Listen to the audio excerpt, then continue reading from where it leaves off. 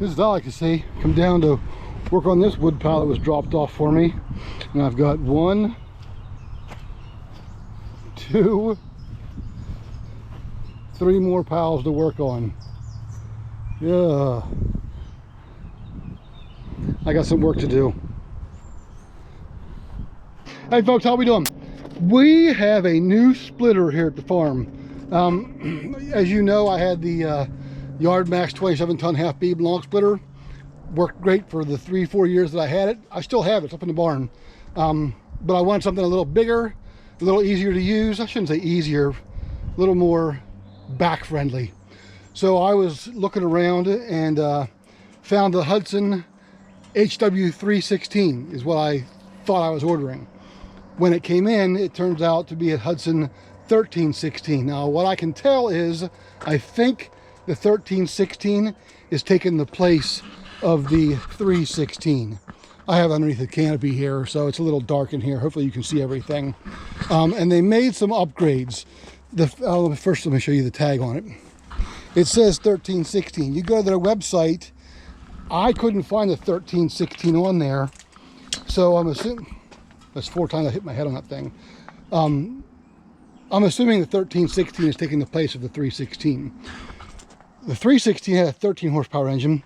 The 1316 comes with a 15 horsepower engine. So I'm not hating that. Another modification I saw was this 4-way wedge used to slip over the front wedge or the vertical wedge, and the horizontal wedge was, like I said, over top of that. And that would dull your blade here, damage it. So now they moved it back to this attachment here. I like that for 2 reasons. One, you don't have 4 points of contact on the wood at one time. So your wood comes up, it hits here and splits first, then your secondary split happens back here. I like that a lot. As many of you know, if you split wood with a splitting maul, thought I heard somebody come up the driveway. It's a pretty rare occasion, but it happens. As you know, when you're splitting firewood with a splitting maul, sometimes that first crack is hard to get. That first split is really hard to get. Once you get that and the pressure is released from the center of the wood, you can make the rest of your splits fairly easily. So that's what this does. It splits it first here, so it releases all that tension or that pressure in that wood, and then this can come in and make your secondary split or your 4-way wedge or for your 4-way split. I like that a lot. I haven't had a lot of wood yet to split with the 4-way wedge. Either they're too big or they're too small. I will say the 4-way wedge, not as bad as a box wedge, but a 4-way wedge does leave a lot more scraps. But if you're smart about it and you keep all this stuff like I've been keeping down there, you got yourself a nice pile of kindling for next year. So that's what I've been trying to do when I use the 4-way wedge. So we're going to run this thing. I'm going to tell you a couple things I like about it and one thing I don't like about it. And it's not a big deal, it's just an inconvenience more than anything. So first of all, moving it around, it is heavy, but once the kickstand's down, it's not really, I can move it myself. I mean, I'm almost 300 pounds and I've spent my life in the gym. I mean, I'm getting old, but I can still move stuff. This thing is not easy to move, but it is movable with one person. Just gotta be smart about it. It does have nice big tires on it. That's nice for moving around. It's also nice for traveling or transporting. I drove this back with my buggy there. And if you watch my videos, we got a pretty steep driveway. Had no trouble with that. Of course, that's a 40-some horsepower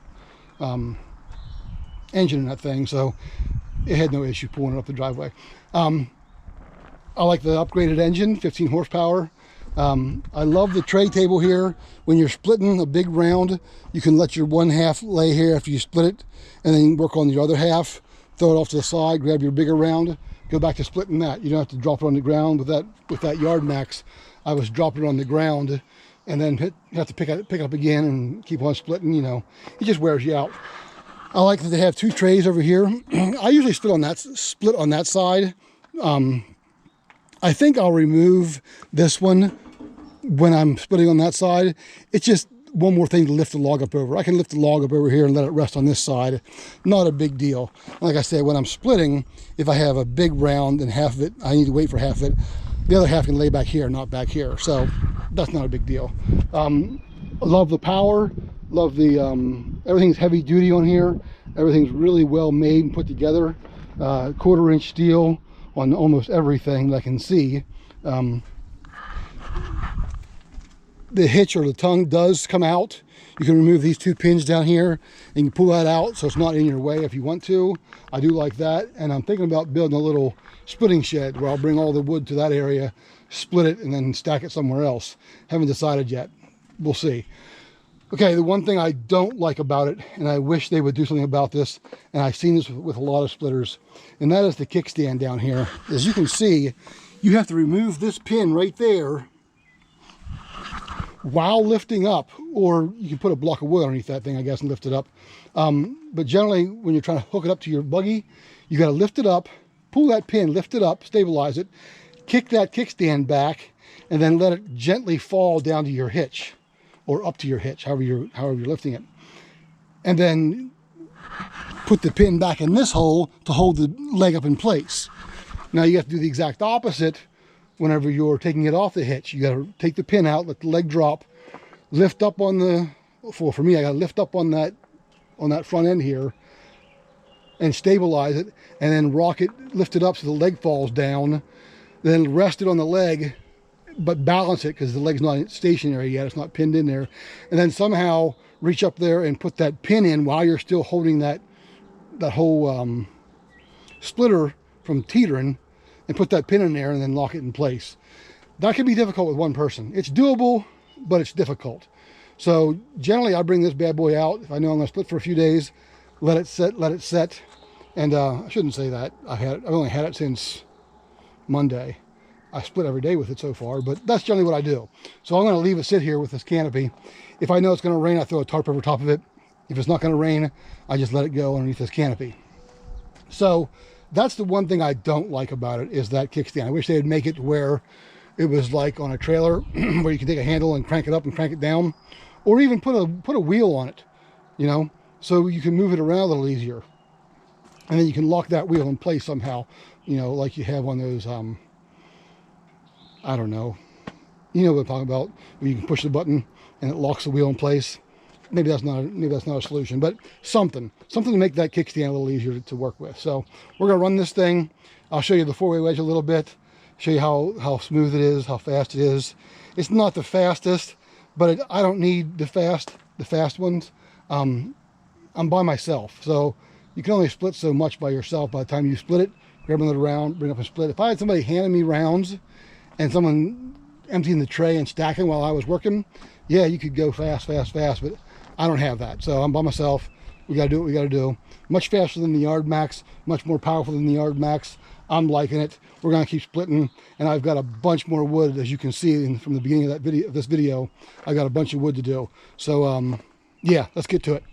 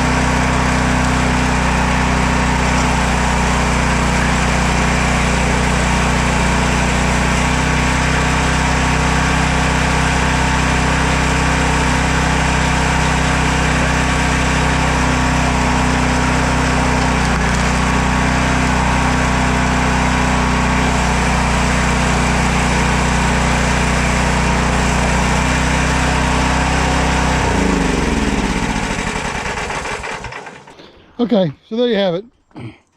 I'll get better pictures of it. Like I said, I'm underneath a tarp right now. Yeah, I can't talk. I'll get better pictures and a video where you can see it in the sunshine. But yeah, Hudson HW13 16. Again, I think that takes the place of the 316 15 horsepower engine. They made some upgrades on it as far as I can tell. Like I said, they moved that. Keep hitting my head on stuff.